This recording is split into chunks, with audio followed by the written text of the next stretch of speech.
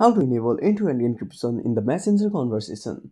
Hi everyone, this is Max. I hope you are doing great, so let's start without wasting time. First of all, open up your Messenger, tap on the three lines at the top left corner. Now click on Settings. Now scroll down and tap on Privacy and Safety. Then go to End-to-End Encrypted Chats. Now tap on Message Storage. Now tap on Turn on Secure Storage. Now enter your PIN. And that's it. If you found this video helpful, smash that like button and subscribe our channel for more awesome content.